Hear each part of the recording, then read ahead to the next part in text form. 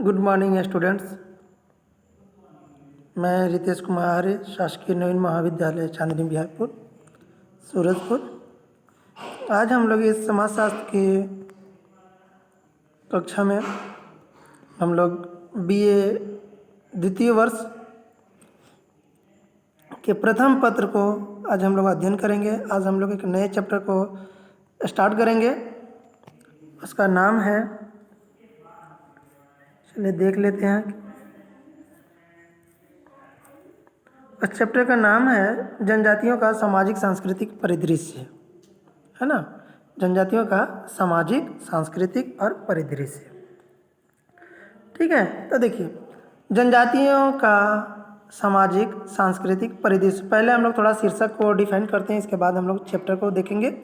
क्योंकि शीर्षक जानना अति आवश्यक होता है, क्योंकि यदि हम शीर्षक जानते हैं, जान जाएंगे, तो हमें लगभग 20% हमें ये पता चल जाएगा कि ये इस चैप्टर में हमें पढ़ना क्या है, ठीक है। चलिए, तो देखिए, जनजातियों तो आप लोग समझते होंगे, जनजाति है ना, क्योंकि हम लोग ने पहली चैप्टर था, पहला जो क्लास था, उसी में हम आपको बताए थे, है ना, कि जनजाति हम लोग किसको कहते हैं, ठीक है। तो जनजाति आप लोग बता दिए थे। दूसरा आपका आता है सामाजिक, है ना। तो जनजातियों का भी अपना एक समाज होता है, जहाँ पे वो रहते हैं, है ना, एक समूह के रूप में रहते हैं।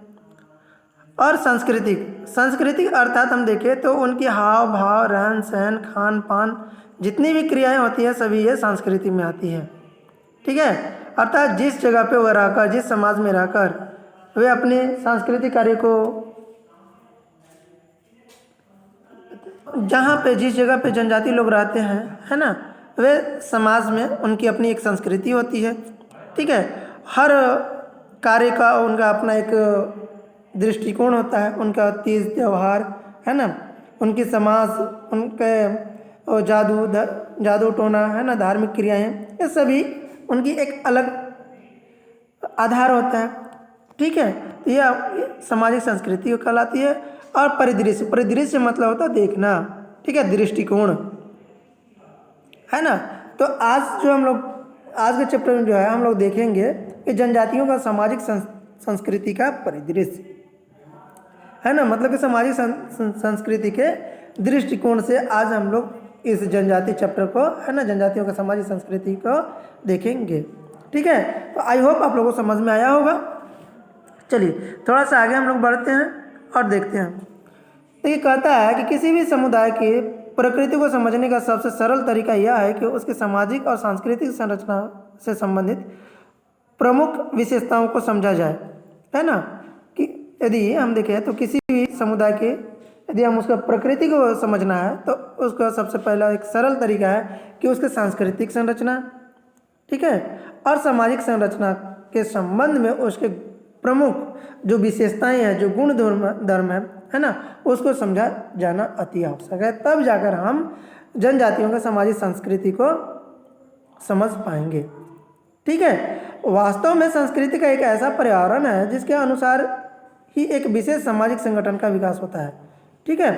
अर्थात वास्तविकता तो यह है कि सांस्कृतिक एवं पर्यावरण के अनुसार एक विशेष सामाजिक संगठन का विकास होता है। विशेष सामाजिक संगठन, हम लोग ये जानते हैं कि जो जनजातियाँ होते हैं ना, वे जंगलों में, पहाड़ों में रहते हैं और प्रकृति के नियरेस्ट होते हैं, ठीक है। तो प्रकृति के नियरेस्ट होने की वजह से इनमें हम देखें तो प्रकृति की विशेषताएं इनमें बहुत अधिक समायोजन होता है, और उसी के आधार से इनका जो संगठन होता है, इनका जो जनजातियों का समुदाय होता है वह विकास करता है, ठीक है। तथा व्यक्तियों के पारस्परिक संबंधों की प्रकृति का निर्धारण होता है ना। और व्यक्तियों के पारस्परिक मतलब एक दूसरे से बहुत अधिक जो घनिष्ठता होता है, उसके संबंध को हम लोग पारस्परिक कहते हैं, ठीक है। तो पारस्परिक संबंधों की प्रकृति का निर्धारण भी होता है, ठीक है। जनजातीय समाज को हम एक सरल समाज इस कारण कहते हैं क्योंकि जनजातियों के सामाजिक और सांस्कृतिक विशेषता हमारे जैसे जटिल समाजों से बहुत भिन्न है ना। यदि हम देखें तो जो जनजातियों का सामाजिक और सांस्कृतिक विशेषता है वो बहुत सरल होता है, ठीक है। जो सभ्य समाज है वहाँ पे बहुत अधिक जटिलता होती है, लेकिन जनजातियों में उनका जो समाज है बहुत अधिक सरल है। ठीक है, जनजातीय संस्कृति संरचना का संबंध उन सभी धार्मिक विश्वास, व्यवहार के निषेधों, विश्वासों तथा लोक गाथाओं से है जो एक बड़ी सीमा तथा आदिवासियों के व्यवहारों को प्रभावित करती है। ठीक है, यदि हम देखें तो जनजाति का जो संस्कृति की संरचना है ना, संरचना, ठीक है, संरचना तो समझ रहे होंगे आप लोग। ठीक है, तो जो जनजातियों का सामाजिक संरचना है उसका निर्माण में, ठीक है, हम देखें तो धार्मिक विश्वास, व्यवहार का निषेध, है ना, अविश्वासों तथा लोक गाथाओं से जुड़ा हुआ होता है।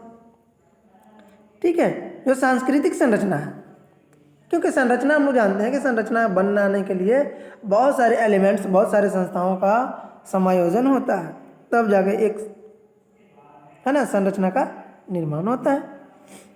ठीक है, एक बड़ी सीमा तक आदिवासियों के व्यवहार को प्रभावित करती है, और जो संस्कृति संरचना है ना वो जनजातियों के अथवा आदिवासियों के व्यवहार को भी प्रभावित करता है। क्यों? क्योंकि वह उसी के माध्यम से उनका हर वर्क, हर कार्य संपन्न होता है।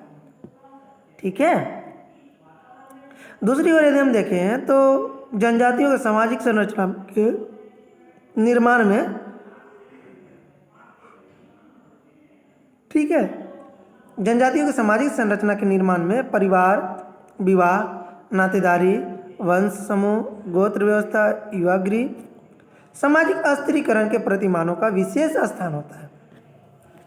समझ रहे हैं? अर्थात जो जनजातियों का सामाजिक संरचना है ना उसके निर्माण में, जैसे हम लोग देखें तो किसी भवन का जब हम संरचना जब निर्माण करते हैं तो बहुत सारे तत्व उसमें हमें प्रयोग करनी पड़ती है, करना पड़ता है ना। जैसे हम देखें तो नींव करना पड़ता है ना, ज़मीन का पहले खोदाई करते हैं, फिर नींव देते हैं, उसके बाद फिर हम देखें तो सरैया चाहिए, है ना, फिर सीमेंट चाहिए, रेत चाहिए, ठीक है, और मैकेनिक चाहिए, लेबर चाहिए।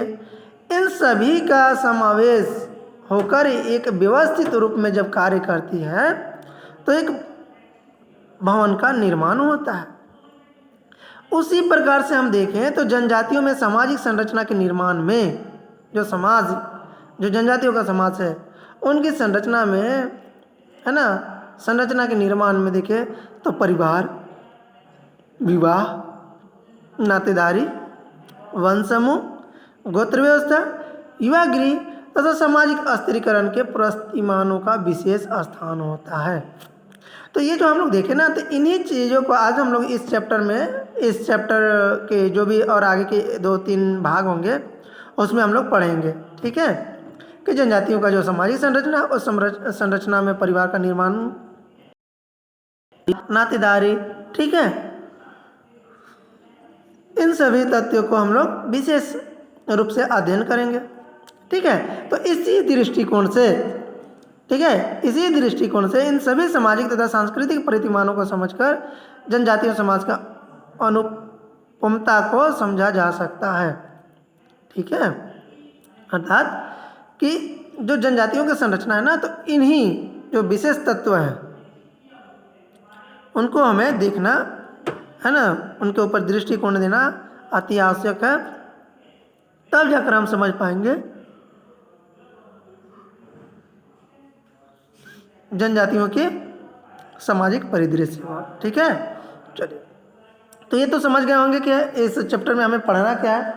ठीक है, इस चैप्टर में हमें पढ़ना क्या है, तो जनजातियों की सामाजिक संरचना, और सामाजिक संरचना में क्या क्या कहा, तो विवाह पढ़ना है, परिवार का निर्माण पढ़ना है, नातेदारी, वंश समूह, गोत्र व्यवस्था, युवागृह और सामाजिक अस्थिरीकरण को इस चैप्टर में हमें पढ़ना है। तो हम लोग इस चैप्टर में देखें यहाँ तक, अभी तक जो है देखिए ये हमारा परिचय था।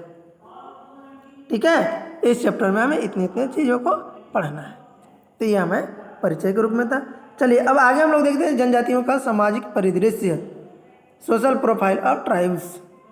ठीक है, तो देखिए हर्षोविट्ज महोदय हैं, उन्होंने बताया कि आदिवासी समाजों के संदर्भ में सामाजिक संगठनों का तात्पर्य उन समस्त संस्थाओं के संकुल से है जो समाज के विभिन्न व्यक्तियों की परिस्थिति का निर्धारण करती है तथा समाज में व्यक्तियों के पारस्परिक संबंधों का एक विशेष दशा प्रदान करती है।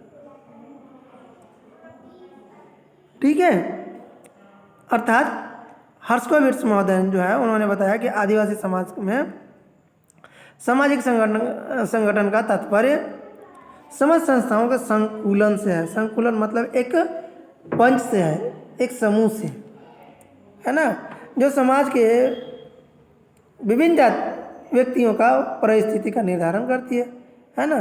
जो जनजातियों के समाज का है उसमें प्रत्येक व्यक्ति का परिस्थिति का निर्धारण होता है। परिस्थिति मतलब क्या होता है? परिस्थिति मतलब होता है पद, ठीक है, तो उसका पद का भी निर्धारण होता है। तथा समाज में व्यक्तियों के पारस्परिक संबंधों को एक विशेष दशा प्रदान करती है। तथा समाज में जो व्यक्ति हैं, है ना, उनके पारस्परिक संबंध का भी निर्धारण करता है ना। पारस्परिक संबंध मतलब एक दूसरे के आपसी संबंध को ही हम लोग पारस्परिक संबंध कहते हैं। ठीक है, देखिए दुर्खिम महोदय ने क्या कहा। दुर्खिम महोदय ने कहा है कि सामाजिक संगठन को उस सामाजिक मूल्य तथा नैतिक व्यवहारों के आधार पर स्पष्ट किया है जो समुदाय में व्यक्ति के जीवन को नियमित बनाते हैं। स्वाभाविक है कि जनजातियों में सामाजिक जीवन को समझने के लिए एक और यह समझना आवश्यक है कि इन समाजों में व्यक्तियों की परिस्थिति तथा भूमिका का निर्धारण करने वाले मुख्य आधार क्या है ना। अर्थात इस जनजातियों में हर व्यक्ति का परिस्थिति तथा भूमिका का निर्धारण का आधार क्या है ना। तथा दूसरी ओर उन प्रमुख संस्थाओं जैसे परिवार, विवाह, नातेदारी, गोत्र व्यवस्था, युवा गृह तथा स्त्रियों की परिस्थिति से संबंधित प्रमुख प्रतिमानों पर विचार करना जरूरी है। ठीक है, अर्थात जो इनका परिस्थिति और भूमिका है उसका निर्धारण किस आधार पर की जाती है उसे हमें देखना होगा। दूसरी ओर हम ये देखेंगे कि संस्थाओं जैसे परिवार है, विवाह है, नातेदारी है, गोत्र व्यवस्था, युवा गृह, है ना, एवं स्त्रियों की परिस्थिति से संबंधित अन्य प्रतिमानों पर विचार जरूरी है। ठीक है, तो चलिए देखते हैं हम लोग जनजातियों के सामाजिक संगठन, है ना, ट्राइबल सोशल ऑर्गेनाइजेशन, अर्थात जनजातियों के जो सामाजिक संगठन है वे कौन कौन है। ठीक है, तो सामाजिक संगठन की प्रकृति में काफ़ी अंतर देखने के लिए मिलता है, लेकिन सामाजिक संगठन में से संबंधित अधिकांश संस्थाएं इस तरह है कि जो लगभग समान रूप से व्यक्तियों के व्यवहार तथा पारस्परिक संबंधों के प्रभावित करती है। ठीक है, तो देखते हैं जनजाति का सामाजिक संगठन। तो पहला जो संगठन है ना वो आपका है परिवार। ठीक है, परिवार है तो परिवार अर्थात फैमिली। ठीक है, तो व्यक्तियों के उन समूहों को समझा जाता है ना। जो परिवार होता है, परिवार में क्या होता है? परिवार में हम देखें तो व्यक्तियों का समूह होता है ना, व्यक्तियों का समूह होता है। और व्यक्तियों के समूह को ही हम जहाँ पे लोग विवाह, रक्त अथवा गोद लेने के संबंधों से बंधे होते हैं उसी को हम लोग परिवार कहते हैं, है ना। अर्थात परिवार का जो समूह है ना, वहाँ पे विवाह होता है और रक्त संबंध से जुड़े होते हैं और गोद लेने के संबंध से भी बंधे होते हैं। ठीक है, तो इस आधार पे जो है ना आपका परिवार का निर्माण होता है। एक छोटी सी गृहस्थी का निर्माण करते हैं। जनजातीय परिवार इस दृष्टिकोण से बहुत विविधतापूर्ण है कि कुछ जनजातियों में जहाँ केंद्रीय परिवार का प्रधानता है वहीं अधिकांश परिवारों को विस्तृत परिवार के श्रेणी में रखा जाता है ना। विवाह के आधार पर जनजातियों में कुल समय पहले तक जहाँ बहुपत्नी विवाह परिवारों तथा बहुपति विवाह परिवारों का काफ़ी प्रचलन था, वहीं आज अधिकांश जनजातियाँ एक विवाह परिवार के रूप में बदल रही है। ठीक है। इसके अतिरिक्त जनजातीय परिवार मातृसत्तात्मक तथा पितृसत्तात्मक दो तरह के होते हैं, है ना। जो परिवार होते हैं वो हम देखें तो एकल विवाह परिवार भी होते हैं, ठीक है। और इसके अतिरिक्त हम देखें तो मातृसत्तात्मक और पितृसत्तात्मक भी होते हैं। तो मातृसत्तात्मक क्या होता है और पितृसत्तात्मक क्या होता है? तो मातृसत्तात्मक वह परिवार होता है जिसके मुखिया, है ना, उस घर के जो सबसे बड़ी महिला होती है ना, उसी के द्वारा वह घर का हर कार्य संपन्न होती है, उन्हीं के ऑर्डर चलता है। ठीक है। तो उसे हम लोग मातृसत्तात्मक कहते हैं। तो मातृसत्तात्मक जो है ना, जनजातियों में 3 ऐसे जनजाति हैं जिनके यहाँ मातृसत्तात्मक परिवार चलते हैं। तो वे हैं आपके गारो, खासी और नायर। ठीक है। ये 3 जनजाति ऐसे हैं जहाँ पे हम देखें तो मातृसत्तात्मक परिवार पाए जाते हैं। ठीक है। और दूसरे हैं आपके पितृसत्तात्मक। तो पितृसत्तात्मक वैसे परिवार को कहते हैं जिसके मुखिया पुरुष होते हैं। ठीक है। वैसे परिवार, ठीक है, जिसके मुखिया पुरुष होते हैं उसके ही पितृसत्तात्मक परिवार कहते हैं। ठीक है। इसके बाद भी बदलती हुई दशाओं के बीच आज अधिकांश मातृसत्तात्मक परिवार धीरे धीरे पितृसत्तात्मक अथवा पुरुषों की शक्ति से संबंधित होता जा रहा है। ठीक है। उपभोग तथा उत्पादन की इकाई के रूप में भी पितृसत्तात्मक परिवार के प्रभाव में वृद्धि हुई है। अधिकांश जनजाति परिवार विस्तृत प्रकृति के हैं, है ना, अतः जिसमें हम देखें तो 3-4 पीढ़ियाँ तक के सदस्य साथ साथ रहते हैं। ठीक है। चलिए दूसरा देखते हैं हम लोग, विवाह, मैरिज। तो विवाह एक प्रमुख सामाजिक संस्था है, ये तो आपको भी मालूम होगा, है ना, और हमें भी पता है कि विवाह जो है एक सामाजिक संस्था है। ठीक है। जो कुछ मान्यता प्राप्त नियमों के अंतर्गत पति पत्नी को यौनिक संतुष्टि के अवसर प्रदान करने के साथ ही बच्चों का पालन पोषण और नियमित सामाजिक जीवन के लिए एक समुचित पर्यावरण की सुविधा उपलब्ध कराती है ना। जो विवाह है वह पति पत्नी को यौन संतुष्टि के अवसर प्रदान करता है। ठीक है। और बच्चों का पालन पोषण और नियमित सामाजिक जीवन के लिए समुचित पर्यावरण की सुविधा उपलब्ध कराता है ना। और देखिए तो कहता है कि संबंधी निषेधों, है ना, पारस्परिक संपर्क में आने और संबंधी निषेध, बहिर्विवाह तथा अंतर विवाह के नियमों का प्रचलन है। ठीक है। तो देखिए कहता है कि कोटा, है ना, और टोडा, कोटा, खस, टियान, कोट, कुसुम्ब तथा कम्मल में बहुपति विवाह का प्रचलन रहा है।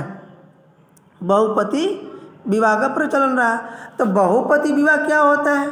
तो बहुपति विवाह मतलब हुआ कि एक पत्नी के, है ना, मतलब एक औरत के 5-6 पति होते हैं, उसी को हम लोग बोलते हैं बहुपति विवाह। ठीक है। जैसे देखें तो पांचाली, है ना, पांचाली जिसको द्रौपदी भी कहते हैं। तो द्रौपदी तो एक थी लेकिन उसके पति 5 थे कि नहीं थे। तो इस प्रकार के जो परिवार होते हैं ना, उन्हीं को हम लोग बहुपति विवाह प्रचलन कहते हैं।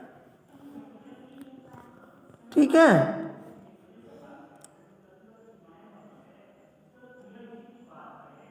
और हम देखें तो कुछ प्राचीन समय में बहुपत्नी विवाह का प्रचलन रहा है, जो आज भी पुरुषों का एक से अधिक स्त्रियों से वैवाहिक संबंध रखने को प्रथाओं, ठीक है, के उल्लंघन के रूप में नहीं देखा जाता है ना। कि देखिए तो आज भी जो है ना बहुत सारे ऐसे जनजाति हैं जहाँ पे, ठीक है, बहुपत्नी विवाह भी होता है। मतलब कि एक पुरुष के 3, 4, 5 पत्नियां होती हैं, तो उसे हम कहते हैं बहुपत्नी विवाह। ठीक है, तो इसमें आपको देखें तो आते हैं आपका राजा दशरथ थे, है ना। तो राजा दशरथ जो थे उनकी कितनी रानियां थी? तो उनके 3 रानियां थी। ठीक है, तो 3 रानियां जो थे तो इस प्रकार के जो विवाह होते हैं वो आपको कहलाते हैं बहुपत्नी विवाह, है ना। चलिए, जनजातीय विवाह की विशेषता यह है कि अधिकांश जनजातियों में ममेरे और फुफेरे भाई बहन के बीच विवाह होने के प्रचलन है तथा इस सामाजिक व्यवस्था के लिए एक उपयोगी प्रथा के रूप में देखा जाता है। ठीक है, और स्त्रियों को विधवा जीवन की समस्या से बचाने के लिए देवर अथवा विधवा भाभी से विवाह करने का जनजातियों में एक उपयोगी परंपरा भी है। ठीक है, नेक्स्ट है नातेदारी। तो नातेदारी में कहता है कि आदिवासी समाजों में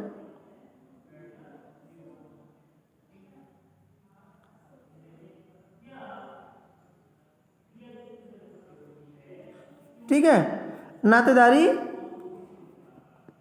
है ना, आदिवासी समाजों में व्यक्ति को वंश और समूह में एक विशेष स्थिति प्रदान करने में नातेदारी की विशेष भूमिका होती है।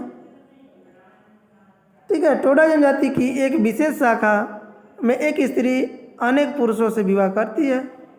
ठीक है, तो ऐसे में हम देखें तो स्त्री से जन्म लेने वाले बच्चों का वास्तविक पिता कौन है, ये इसकी वास्तविकता पता नहीं चल पाता है। ठीक है, नेक्स्ट है गोत्र व्यवस्था। तो गोत्र व्यवस्था में देखें तो गोत्र एक महत्वपूर्ण इकाई है। गोत्र का अर्थ को स्पष्ट करते हुए मजुमदार और मदान ने लिखा है कि एक गोत्र उन व्यक्तियों का संगठन है जो अपने उत्पत्ति एक वास्तविक या काल्पनिक पूर्वज से मानते हैं, है ना।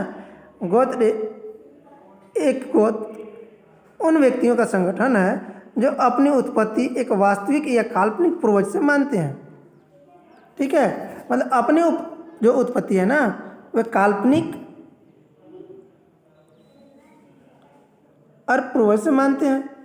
तो गोत्र की उत्पत्ति से संबंधित पूर्वज चाहे वास्तविक हो या काल्पनिक, या गोत्र संबंधित व्यक्ति स्वयं को रक्त संबंधी मानकर वह यह विश्वास करता है कि उनके बीच कोई भाई बहन का संबंध है। ठीक है, गोत्र बहिर्विवाह का नियम भी कहा जाता है, नियम भी होता है। अर्थात हम देखें तो आपस में जिस गोत्र के हम होते हैं उस गोत्र में विवाह नहीं करते हैं। ठीक है, वन समूह देखिए, कहता है वन समूह से तात्पर्य समान रक्त से संबंधित व्यक्तियों के ऐसे समूह से है जो परिवार से बड़े लेकिन गोत्र से छोटा होता है ना। एक गोत्र के सदस्य जिस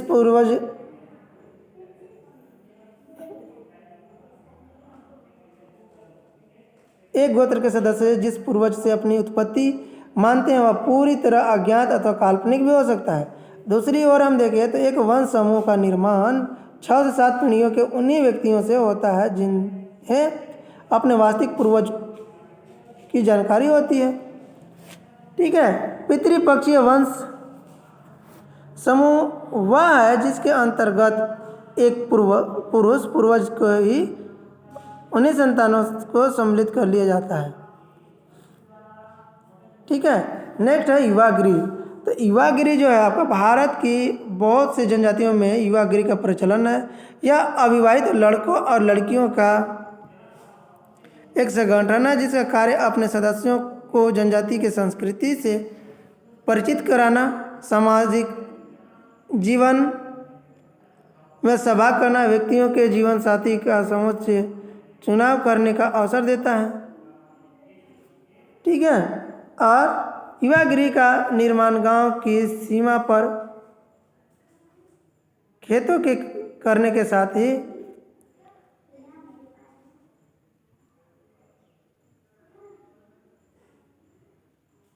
है ना। अर्थात हम देखें तो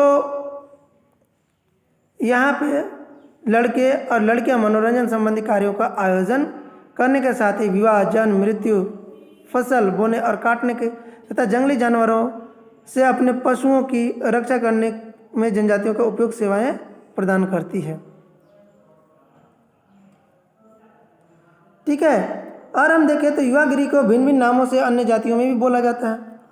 ठीक है। तो देखिए आपका गोंड जनजाति में इन्हें गोटुल कहा जाता है, और मुंडा में गिटियोरा, भोटिया में रंगभंग, ठीक है, उरांव में धुमकुरिया, जुआंग में दरबार। और यह जो है आपका युवागिरी, ये जनजातियों का शैक्षणिक संस्थान भी होता है ना, जहाँ पे वे अपने शिक्षा को ग्रहण करते हैं और पाते हैं। ठीक है। तो आज की क्लास हम लोग यहीं पे ओवर करते हैं। नेक्स्ट क्लास में हम लोग पुनः मिलेंगे नए टॉपिक के साथ। ठीक है। तो आप लोग अच्छे से पढ़िएगा। Thank you students.